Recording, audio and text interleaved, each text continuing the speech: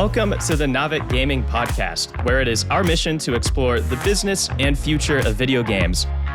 We bring together the industry's brightest builders, investors, and thinkers to keep a pulse on current events, dissect emerging trends in games, share lessons learned, and have a great time. This podcast is also part of Navik's growing ecosystem, which ranges from free and premium research to consulting and advisory services. For more information, visit www.navik.co. This episode is brought to you by Heroic Labs, which powers some of the world's biggest games with its Heroic game stack. Its composable products are Nakama, the open source backend game server, Hero, the game development framework for all your live service game features, including the complexity of managing offline mode, Satori, the world-class live ops product for maximizing monetization and retention, and lastly, the Heroic Cloud to provide massive scalability. After nearly 10 years of operation, thousands of studios trust Heroic Labs to help them focus on their games and not worry about game tech or scaling for success. To learn more and reach out, make sure to visit heroiclabs.com or check out the link in the show notes. This episode is brought to you by Listo. Listo is an AI-native playtesting platform helping game studios capture unbiased player feedback and convert it into structured, actionable insights. Whether you're validating new features or catching US friction before launch, Listo empowers the entire game team to move faster with clear insights and less guesswork. To learn more and get in touch, visit listo.gg or check out the link in the show notes. And with that, let's jump into the episode. Welcome to the Navik Gaming Podcast. I'm your host, David Taylor, and today we're joined by the gang. And by that, I mean the whole gang. Originally a team of 5 entrepreneurs, the gang was one of the first venture-backed studios to go all in on Roblox back in 2020. They quickly made their mark with Strongman Simulator, an original game that shot to the top of the Roblox charts and has since racked up over 1.5 billion plays. While they started with hit original titles, the gang soon shifted focus to building branded experiences for some of the world's biggest entertainment and lifestyle brands, including Netflix, Vans, Shrek, Spotify, and the NHL, just to name a few. Most recently, though, they've been expanding beyond Roblox, licensing one of the platform's top IPs, Blade Ball, for a Steam release, as well as developing the original cross-platform game Out of Sight. In this conversation, we'll dive into the team's entrepreneurial journey and what it was like being early builders on Roblox, how the platform has evolved, and what's next as they explore new platforms and formats. Welcome to the podcast, guys. Thank you. Thank you. Just to kick us off, I'd love to get a quick introduction from each of you to sort of give us a sense of who each of you are and what you've contributed to the gang over the years. Why don't we start with Gustav? Okay, so I'm Gustav. My background and what I started doing at the gang is programming. I started out back in the 90s in the modding community and built mods for Quake, Quake 2, Quake 3, and then started working as a professional in the gaming industry. And I worked with everything from Return to Castle Wolfenstein to Candy Crush, and have had a couple of gaming companies before. And it feels great to be back on Roblox because it feels like the game modding community. So it feels like I've gone full circle, and I love it. Amazing. How about you, Ollie? Hi. I am similar to Gustav. I think we all come from a modding background in one way or another, almost. I was an aspiring artist to begin with, but now I'm a man with many hats. So I went from art to character art in mobile gaming to begin with, and then did some stints in AA/AAA. Also done VR in capacity as a technical artist. But right now in the gang, I'm acting as a producer on our original titles. Very cool. Marcus, how about you? Yeah, nice to be here, and thank you for having us, first of all. No, so I'm. My background is not from gaming originally. I started up companies in the digital marketing sector. So I created my first company late 90s, and then I sold a few companies. And I met Gustav by investing in his previous company. So I was part of the board of directors, and then I was sitting there until that company got sold. And that's kind of how we got to know each other. And then most of the other guys are from his previous company as well. And my role now, I'm the group CEO, so I oversee businesses. Awesome. So we're starting to get into how this all came together. Robin, how about you? Yeah, so I'm CTO at the gang. I lead the technical side of our original IP games, like everything from architecture to performance, and making sure our developers have the tools they need to build our games. And my background is a mix of game development and more like traditional software engineering. So I spent like 8 years in the ed tech industry, and yeah, so that's short about me. Very cool. And Hakan? Yeah. Nice to see you again, David. Nice to see you too. My background is within game design and production. I quite late figured out that you can actually work with game development.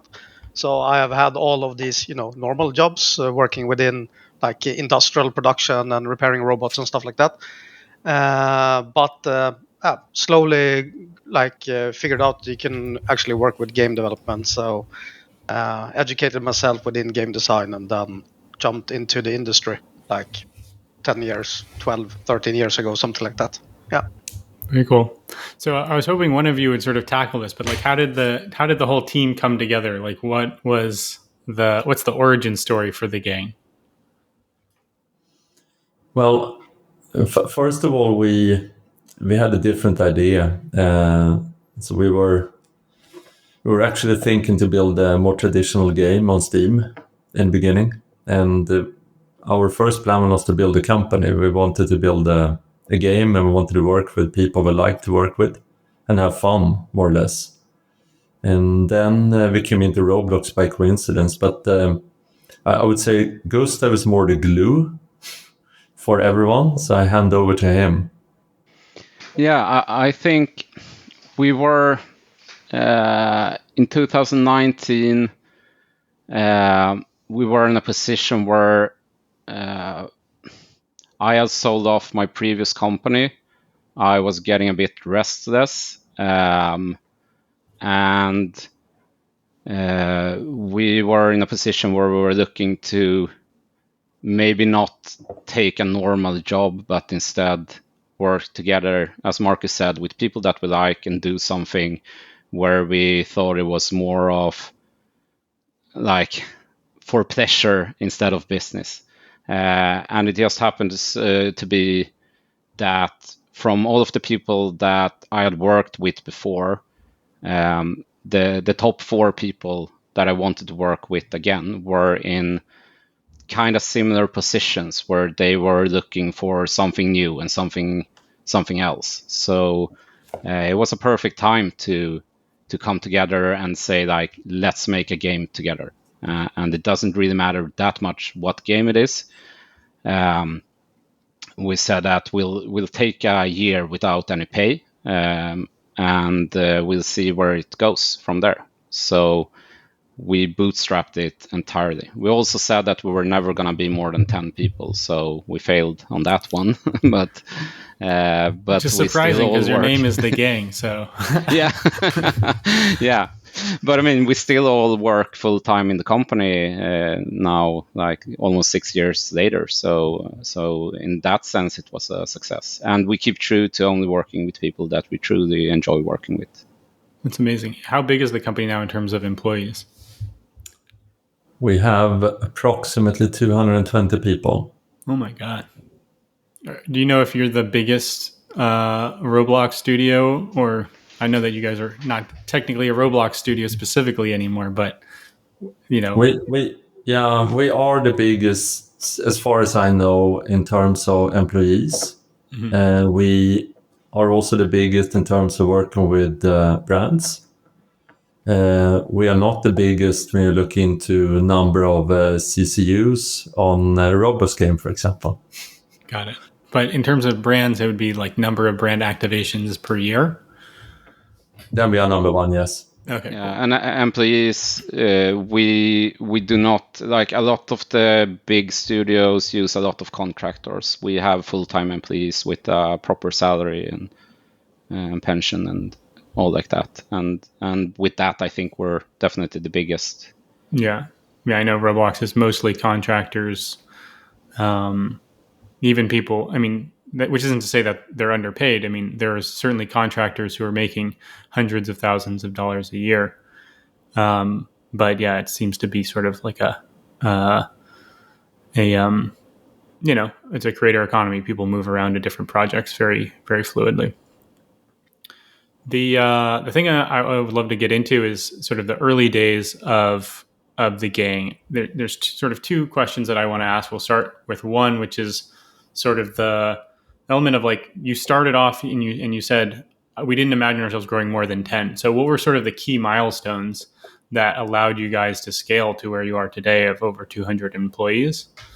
And then the next question is going to be around, like, what are some of the funny stories of being on the Roblox platform? I know, it can be ridiculous at times, working on a platform that encourages creativity, encourages fast failing, and also as entrepreneurs, I imagine you also have some pretty funny stories, trying to raise money and whatnot. So would love to just give you guys the opportunity to share sort of that path of starting with just the 5 of you and growing, and what are some things that happened along the way.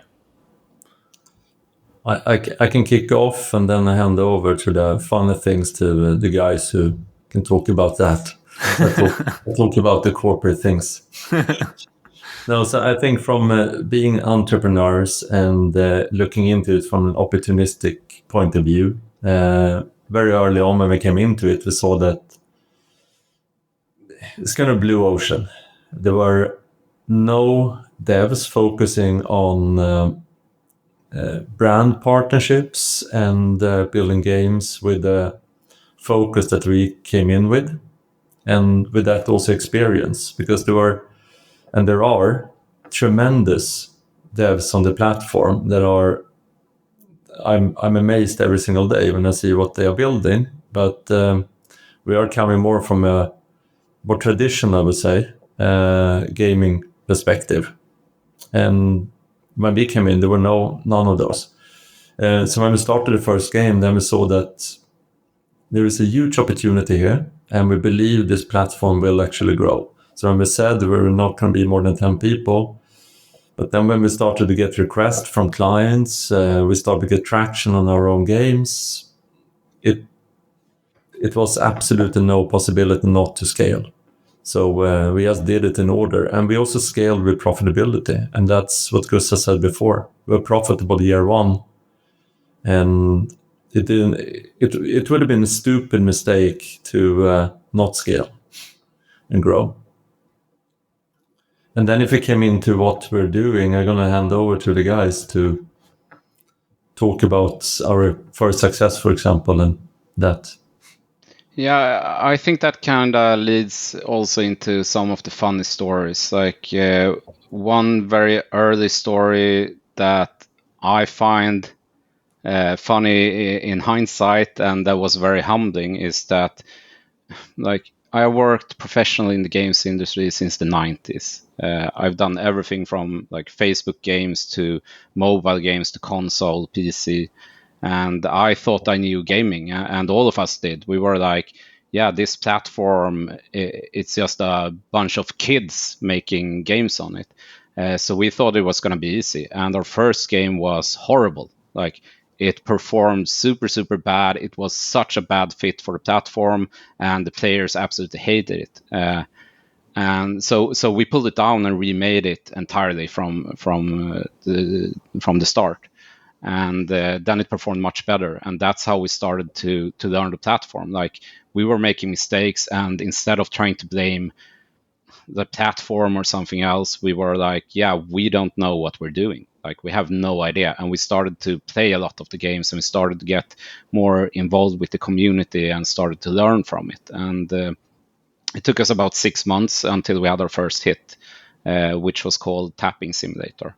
And I think we peaked at 30K CCU on that.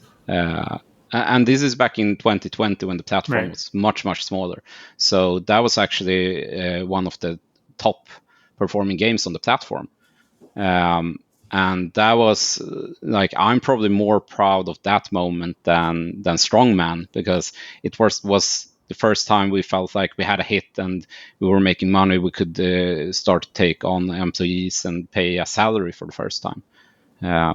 Just a quick question on this: like, how in that 6-month period, how many games did you try?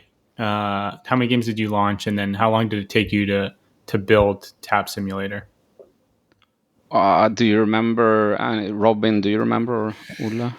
So Tapping must have been our 4th game, right? Or 5th. We had Zombie Tag at the same window, right? Yeah, then it's our 5th. Yeah. And I think the development was around, like, the prototype of the game, I think we did like in a weekend or something. that was the gist of it. And then the full release was in, it was two weeks or something. It was a pretty fast, really fast production. That's amazing. I feel like it takes a lot of studios I've seen, especially the venture-backed ones, a long time to sort of come to that conclusion of we need to make a lot of different games in a short amount of time. I still see some companies investing millions of dollars into a single game, and I'm just like, uh-oh, that's going to be hard to make back.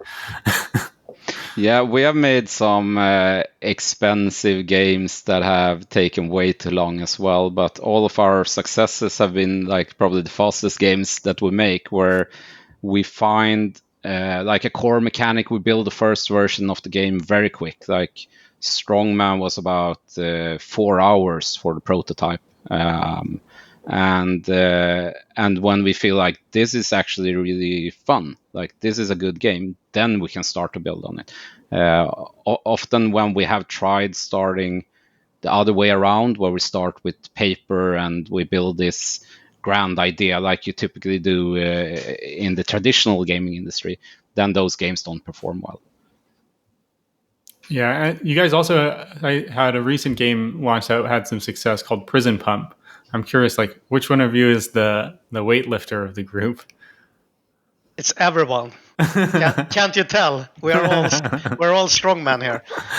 But before we jump to that, David, I think it's one more project that is important to mention that kicked off like the gang on Roblox, and that's Vans. That was also like a monumental game for us because that has been our window towards all other brands and Roblox themselves. So that's an important project to mention as well, and a game that we are super proud of. So I remember when I was at Super Social, Vans was one of like the few branded experiences that actually had like a sustained audience without the use of free UGC.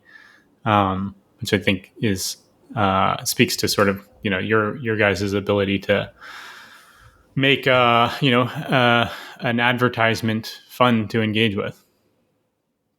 Yeah, but we also, that game, to be honest, we built it also from the perspective of building a game and not as an ad or similar. We wanted to have something that is actually fitting for the platform, that is fun, and also they are obviously super happy, so we continue to work with them after all this time. So they were one of our absolute first clients who still work with them. So it's... and it was a really fun process as well, working together with them. They're great to work with, and they really embraced this right away when we wanted to push them in the direction of we actually have to make a proper game. I know we threw out Tony Hawk a lot of times. For example, that was a strong reference for this product. So no, they were great to work with, and that's important as well, that you have this great connection and relationship together with the brand. Amazing. So before we get into sort of the branded side of things, I also wanted to just understand, you guys have been on the platform for 5 years. A lot has changed. I mean, I've been on the platform for 3.5 years, and it's like night and day from when I began and to now. What are some of the things that you've seen changing, and what are the ways in which you've had to adapt, both on the branded side as well as the original game side? I think like the biggest change, we have touched on this already, but how many more professionals are coming into the space, how much more competitive it's looking right now. So from that perspective, there has been a huge change, but then also touching on the development side of things, like it was always a pretty good environment to work in. But what happened during these years is like it's leaps and bounds from what it was before. It's a completely different engine with way more features, like the analytics tools. Everything is just better, and that's also adaptations that you have to make now as well, and you have to utilize all these tools in a different way.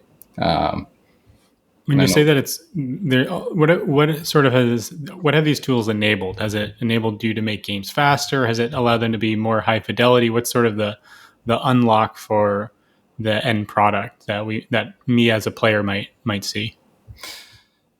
Not so much in terms of speed. Like Roblox is always going to be fast to develop the worlds, but definitely when it comes to fidelity, like making stuff that can compete with products on Steam as well, with the unlock of modern technology that didn't really exist in the same sense. I mean, it's not on the same level, but it's getting there, and you see it every year. It's too much to keep up with, essentially. But yeah, we're trying to keep up with everything, and especially the analytical tools are really important, and you can work way more data-driven now than what you could before. Like in the beginning, I think we used Google Analytics for everything, which wasn't really feasible in the end, but now you have this out of the box, and you really need to utilize it to be able to perform.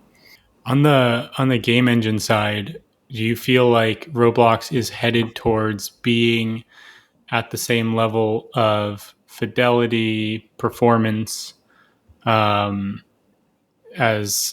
other game engines like Unreal Engine or Unity, or is it never going to be there? It's really more focused on being easy to use. Like, is there a moment where Roblox might catch up and still be easy to use, but be just as powerful as those engines?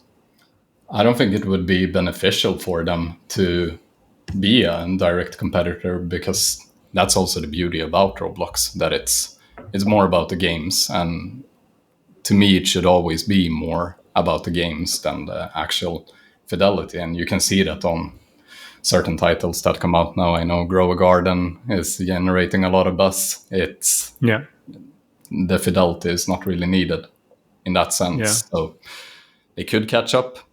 Should they? I'm not sure.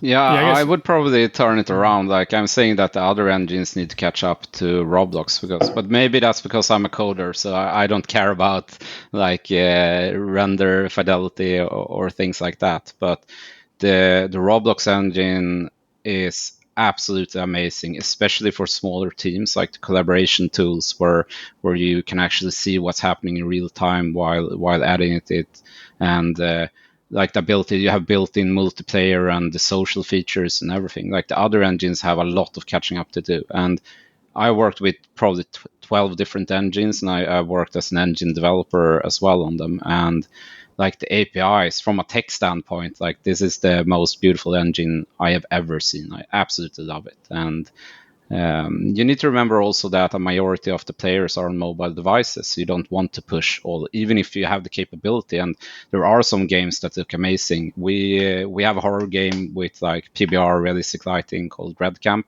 That when we show videos of it, people don't believe it's Roblox, but it's not a good product for the platform because it's not available to the majority of the players. Right. Yeah, we definitely saw that at Super Social. Just the more memory usage, the lower session length would be, because you'd have 50% of the player base on low end devices, and they're not going to wait 30 seconds for a game to load. They'll wait 3 to 5 seconds, and if it doesn't, then they leave, and then that just hurts your session length. Yeah, and also I think we're seeing and maybe we're straying away a bit from the topic, but I think we're seeing a trend on the non-Roblox platforms where the successful games are starting to look more like Roblox and less like Fortnite. So I think that's very interesting. Like, as I said, I think the other engines need to catch up. It's not the other way around. Makes sense. Anyone else want to chime in here on sort of what makes Roblox tools particularly enjoyable compared to other? I mean, you can summarize it that if you have an idea, to build that idea, to cross publish that game to multiple platforms, have it live, and then also have user acquisition to that game. There is no other game engine or platform that can do what Roblox does. Like that process itself, it's just, so good. Yeah. Awesome. This is sort of another philosophical question, but given how easy it is to build games on Roblox, I'm curious how a company such as yourselves, with 200 plus employees, how you guys are able to retain talent when the best Roblox developers on the platform are able to build these games without the support of a larger institution. I can start here. So the way we did it, because we work with a lot of brands, and also these guys have been in the gaming industry for a long period of time. Most of our connections from the beginning were not from Roblox, because we didn't come from Roblox. We're not Roblox native. Mm-hmm. So our first employees were more from the traditional gaming industry. So we hired them from working from other studios, gaming studios, as artists, designers, coders. And then we educated Roblox to them. And that worked quite well for us. So that's what we have been continuing to do, more or less. Mm-hmm. And I think that also makes us partly unique, because most other studios, they work mainly with, as we spoke about before, contractors or native Roblox. We are doing that from time to time as well, but the majority of our employees are more traditional, from traditional gaming industry. Got it. Okay. And something go ahead. Something we actually found that a lot of traditional game developers find it liberating to have like development cycles measured in months rather than years. Like that's something a lot of people seem to enjoy. Yeah. In my current role, the development cycle is around 4 to 6 years. So I feel for those who have been working on a project for 6 years, and then that's when they find out if it's successful or not. And then most of the time it's not successful, just because of the hit rate in the video games industry. So yeah, it can be, I imagine, very heartbreaking to go through that long cycle, and most likely facing failure at the end and potential layoffs as well. So yeah, I can understand why people would take shelter at the gang. So a key part of that is the branded experiences, right? Because you are sort of guaranteed some amount of revenue upfront through the contract. I'm curious, sort of, how has that evolved over time? Like, you guys were obviously early movers in 2020. How has the market for building branded experiences evolved? And I'm really curious about now, because, you've seen fewer branded experiences being built overall. More brands are leaning into activations, which in terms of reach are probably the most efficient way to market a product.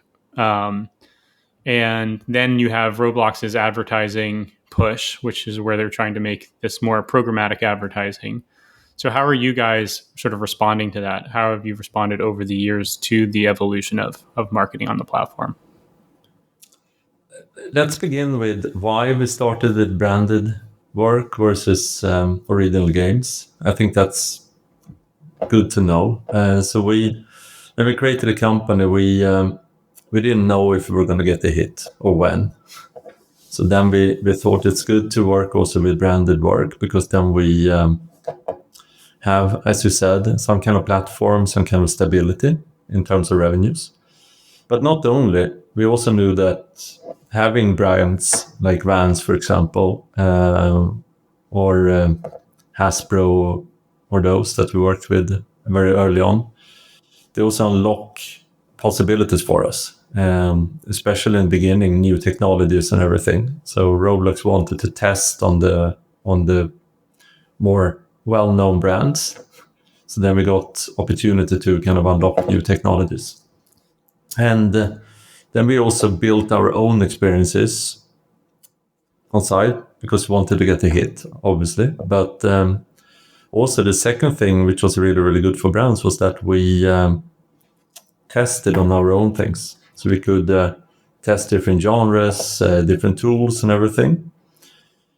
So when we spoke with a brand, we also know what worked or didn't work. So we didn't have to test on the brands. So that was kind of a really, really good thing in the beginning. What we see now, it's been shifting and moving quite a lot, of course. What I think is the main difference now compared to before is that now brands have more knowledge on why they are actually doing something in Roblox. It's not a PR stunt. It's not that they create something just because they want to get headlines on a lot of newspapers. And in the beginning, I would say there were so many companies contacting us that had zero clue what Roblox actually were. Yeah. And they could have just made something on Roblox or on any other platform at the time. And didn't matter if it was like a platform that was for crypto or if it was Roblox. They just wanted to be there somewhere. So I think the level of knowledge has increased quite a lot. And also the ROI, the possibility to get something back, that the reason why you spend the money, that has also increased.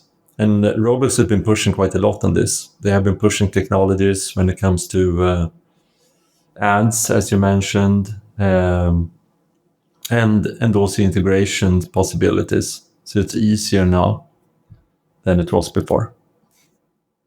How are you guys adapting to that? Right? If brands are having a higher ROI expectation, and Roblox is sort of pushing towards more scalable advertising solutions, what are you guys doing to adapt?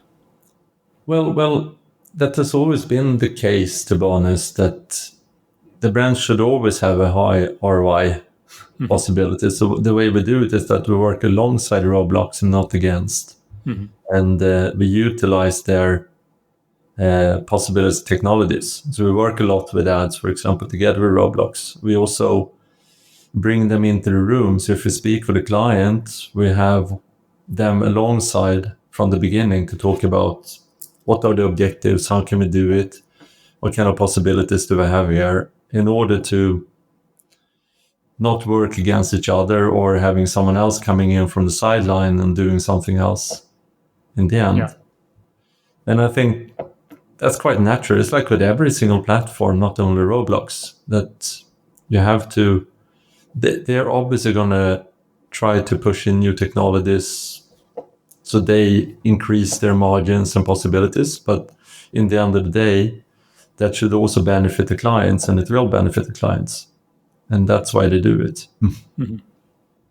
What would you say are the benefits of building an original experience today? Like I still see a lot of brands doing original experiences. I think Universal did both an original experience as well as sort of a slew of integrations across multiple experiences. So what is the role of the original experience versus the activation? How do those things differ? I think it's pros and cons for both. First of all, so it's not that one is better. When you have your own experience, you have full control. First of all, you can do anything within as you want. You can also activate or integrate other partners. We work with a lot of sports brands, for example. So if you take Wimbledon, that is ongoing right now, the tennis tournament, there we have multiple of their partners in their actual competition that they have brought into the space. That's possible to do if you have your own space or a place. So you can offset some of the costs together with your partners already. But mainly full control, and also build community over time. So you don't just take something in, put it in someone else's experience for a short period of time, but then you can actually build a community and foster community and speak with the community and use it as similar as any other channel, website or social media. Integrations, they are really, really good if you want to reach a certain audience, predefine which audience you want to reach. You also know how many they have. So you can calculate beforehand exactly how many are going to reach, who are you going to reach, for which period of time. So I would say it depends what your objectives are and time frame. If you, for example, want to launch a product and you really need to reach a lot of people, you might be better off doing an integration. But if you're going to do this long term, you might be better off building your own space.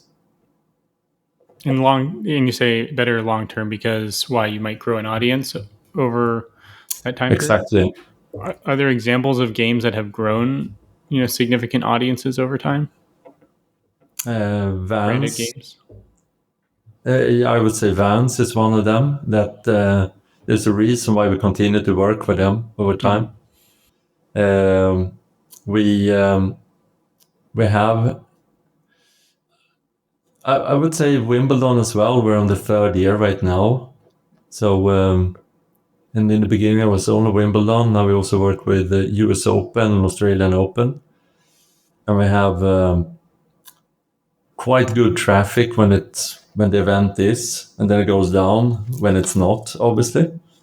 So they do see reasons for being there, and also I would also say reaching an audience that you cannot or is difficult to reach elsewhere. Of course, you might be able to reach them on YouTube or TikTok, but it's different platforms. Yeah. And here you have focused audiences. Cool. I want to talk about the future a little bit. You guys have launched a cross-platform game. You're sort of dabbling on these adjacent platforms. Blade Ball being ported over. It's not technically a port. It's a license of Blade Ball and bringing a version of that experience to Steam. What sort of is driving that exploration? And what's sort of your views on the gaming industry today that are leading you to take these exploratory paths? I can talk a bit on that. I've been producing Blade Ball, so cool. In case of that, I think. Sorry. And since with that information, would also just love to understand sort of what it's been like doing that, because I think it's a really interesting strategy, and I'm sure if you guys are successful, everyone's going to probably be piling in trying to do the same thing. So I'm sure people's ears have perked up to just sort of understand how that all came together, if you're able to share, and what are some of the hypotheses behind it.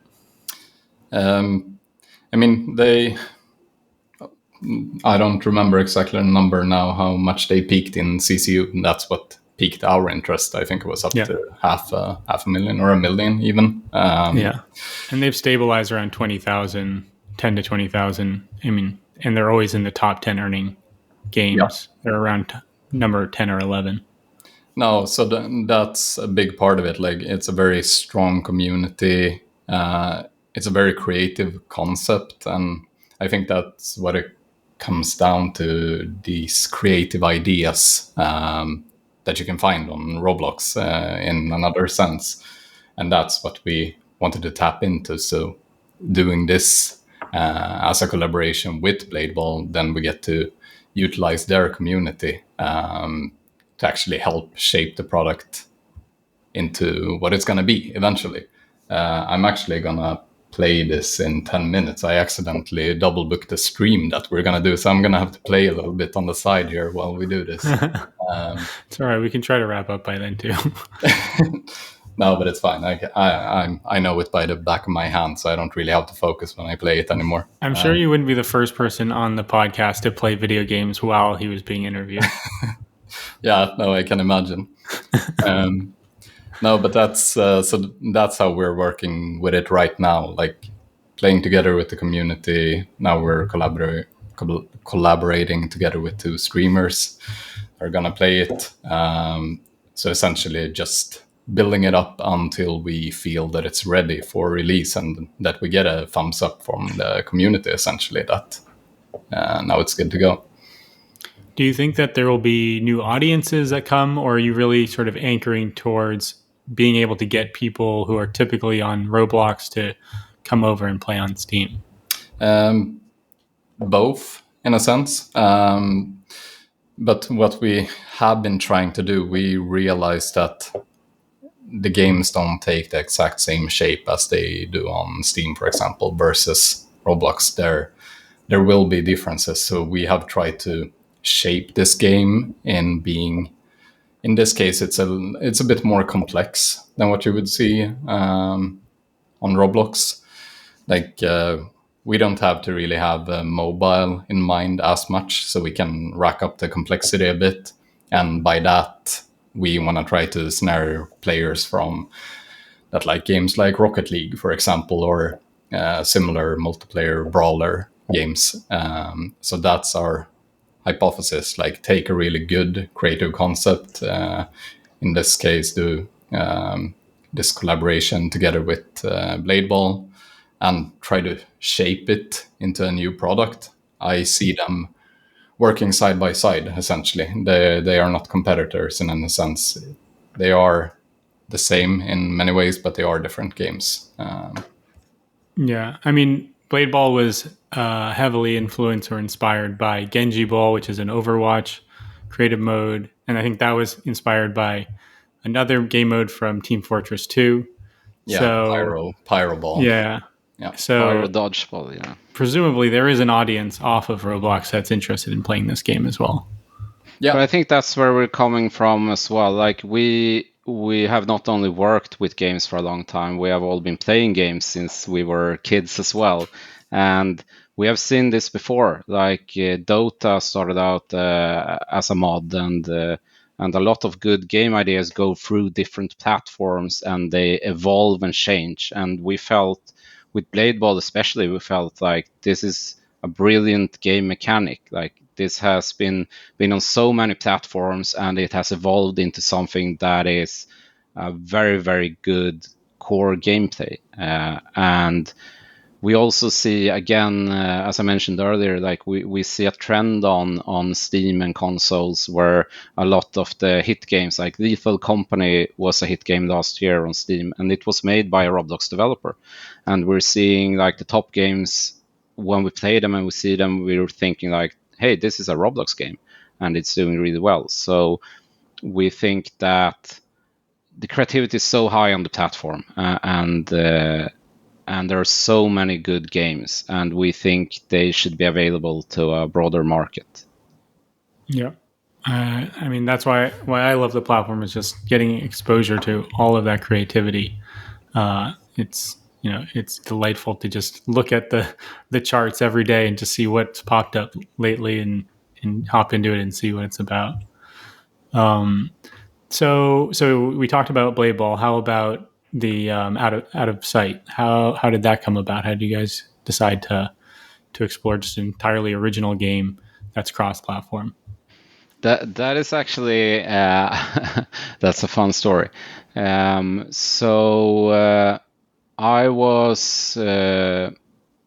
was doing a talk at an event here in Stockholm, and after me, a student team went up on stage, and they had won like all of the awards, all of the student awards in Sweden that year. And one of the guys were working at the gang. So I was like, hey, that's Simon. And he's part of this team that like won all of the awards this year. So after their presentation, I just grabbed them and said like, hey, let's make this into more than a student project. Let's make it into a full game and do it with us. So Simon didn't tell you he was doing this? You just happened to? He had done this during his education. So he joined us when after his education, straight from school. So they were presenting like their final exam, which was this game, and that game had also gone viral through itch.io. And had a lot of YouTube views. So, and it's a brilliant game. Like it's very different from what we typically do, like single player horror game. But it was just such a good game, and we thought like, if you see a good game, why pass on it? Let's see this game realized as they would have wanted to see it, and not on a student budget. So I imagine you guys are sort of new to launching cross-platform games. How have you sort of taken the approach of marketing this and getting people aware that the game exists? We did the boring thing and went with a publisher. Really, like we have had a lot of releases before the gang on like traditional platforms, but we have always worked as developers and not publishers. We started out thinking like, hey, we self-publish on Roblox, let's self-publish outside, but that is a different beast altogether. So we just signed with a publisher. Awesome. Well, I hope that the publisher knows what they're doing when it comes to marketing. Not all publishers do. Yeah. So, okay. So cool. So I guess like just to sort of wrap up the conversation, would love to sort of reflect on the 5 years that you guys have been on this journey. Given what you know now, I'm sure you've learned a lot over your time on the Roblox platform, at least. But what would you do differently if you were starting the gang today? I can start. First of all, I don't regret a second that we jumped on Roblox, because it's super fun, and also a testament to that, we still work together, all of us, full time, and we haven't gotten tired of each other yet, which is quite amazing. But I think what we would probably have done differently, we have been doing a few larger investments early on in games, like you said before as well, that the hits that we have had are way shorter time spent on building the prototypes for. So we should probably have focused more on that and not been doing the more grandiose game times. Mm-hmm. I think, and the second thing from a company perspective, I think we should have kept original games versus brand business a bit more separate from day one. It was very entangled. And for a reason, it worked for us, but I think we have been working for quite some time now to separate it. Yeah, you guys have. I remember seeing sort of new CEOs popping up of different parts of the gang. Like, how did that all come together? Just out of curiosity. No, so what we did was that we noticed it was actually counterproductive to have everything under or entangled too much. So we separated the brand work that we do, the work for hire, versus the original games into two separate entities. And then we put 2 people to lead each part. So it's Max and Joel. Yep. And the reason for it is that we will have way better focus on each part instead of stealing resources to one or another, and mainly from original games to brands. So when we got the big new client coming in, it was all hands on deck, and then we stole resources from original game development. And that's why we needed to do this, because we wanted to have 100% dedication, very full focus forward, and then we can grow much better. And also the platform has evolved quite a lot. So it's a different way of working with brands today than were 5 years ago. Yeah. And so I think this makes a lot of sense, and that's probably something we would have done earlier. How about the rest of the gang? Any other things that you would have done differently? No, I think the most important thing is kind of what Marcus said, like more focus. We consider ourselves platform agnostics, and we have built like games on UEFN, and we have built on like a lot of the other platforms that are not as big, and we have been trying to stay on top of like the trends across so many different verticals that somehow we ended up being like spread thin on our original Roblox games, I think, and we kind of lost focus. And yeah, I would have, if I were to redo it, that's the thing I would change, like more focus, saying like this is where we're gonna be the best, and execute on that, instead of saying that we're gonna be good at everything, but really don't maybe excel at our own games. Like I don't think we currently have a game in top 10, and I think we would have had that if we would have kept a super focus on that goal alone. Amazing. I can only echo what the guy says here, like focusing more on our own productions. And I mean, the platform proves it year on year. Like we think we've seen the biggest game ever, but then next year, you know, you have the new hit game, or you think that, oh, this is a vertical where it's like there's no room to go in and compete within this vertical, and then a game like, I don't know, Dress to Impress comes, or then a game like Fish comes, or, you know, the platform just keep on proving us right in that sense that we should focus on building our own games and our own IPs. Yeah, couldn't agree more. Awesome. Well, I know Ola has to get to a Blade Ball stream, so I think we can wrap it up here. It's been amazing to have you guys on the podcast. Appreciate you all finding time to be in the same virtual space at the same time. This has definitely been the largest group of podcast guests that we've ever had on the podcast. I'm glad we all fit on the same screen. But yeah, this has been super enlightening. Really appreciate you guys coming on, and best of luck in the coming year. Thank you so much for having us. Thank you, David.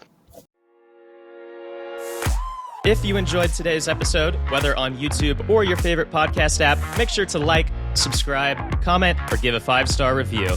And if you want to reach out or provide feedback, shoot us a note at podcast@naavik.co, or find us on Twitter and LinkedIn. Plus, if you want to learn more about what Naavik has to offer, make sure to check out our website, www.naavik.co. There, you can sign up for the #1 games industry newsletter, Naavik Digest, or contact us to learn about our wide-ranging consulting and advisory services. Again, that is www.naavik.co. Thanks for listening, and we'll catch you in the next episode.